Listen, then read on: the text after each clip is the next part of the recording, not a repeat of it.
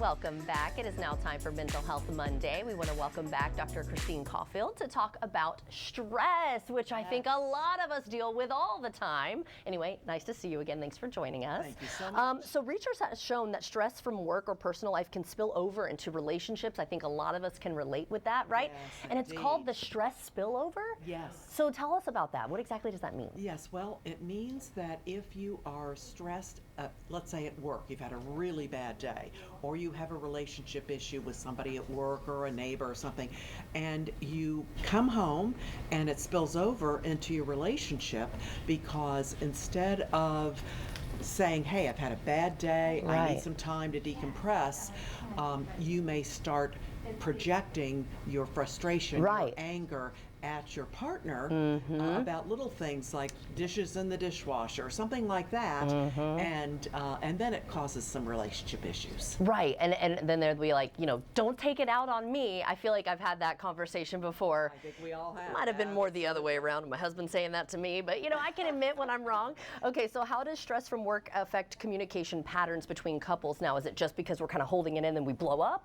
Yes, that's true. Okay. And also not being honest and saying, listen, I need to chat with you about something that I'm really stressed out about. Right. Again, it comes out sideways, and you know, the couple then engages in back and forth, gets reactive, defensive, and or withdrawing. So sometimes the partner will withdraw. Right. And again, this certainly isn't effective communication. No. And it can cause more resentment. Oh, Excuse me. definitely. And what we do recommend is taking some time every day as a couple to sit down 10 to 15 minutes and just talk about your day, talk about what you're feeling, what's going on, to, you know, de-escalate the situations that may arise and improve that communication line. And sometimes getting it off your chest, that's all you need sometimes, or just somebody to listen.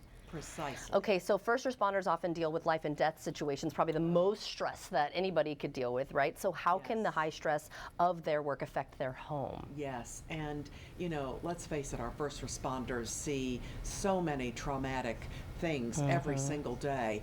Oftentimes they don't share that with their family members because they want to protect them. They don't want to, you know, talk about all the tragic things that they witness.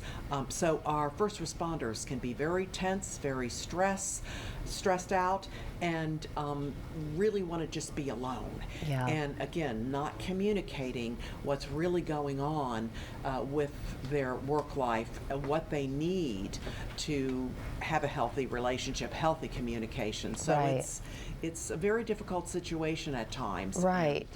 And and holding it in just never works, right? Whether, I mean, you could maybe hold it in for years, but one day it's going to come out. But yeah, just those little moments every day is going to compile up into, like, again, that resentment or just the constant fighting and not understanding one another. Because if you don't talk, how are you going to know where they're coming from, right? Absolutely. So programs like LSF Health Systems, LSF Health Systems, First Responder Peer Support Program. I love that you specifically, you work with everybody, but I love how you really hone in on those folks as well.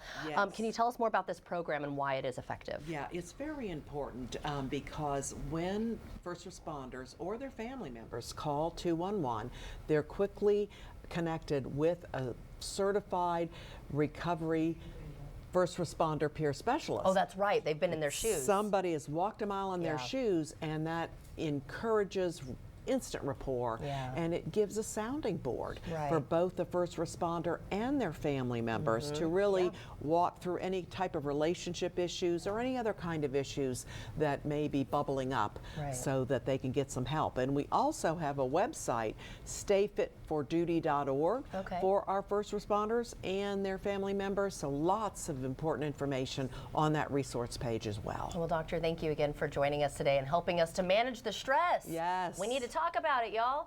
All right, so thank you again for joining us. And Pleasure. to get back on the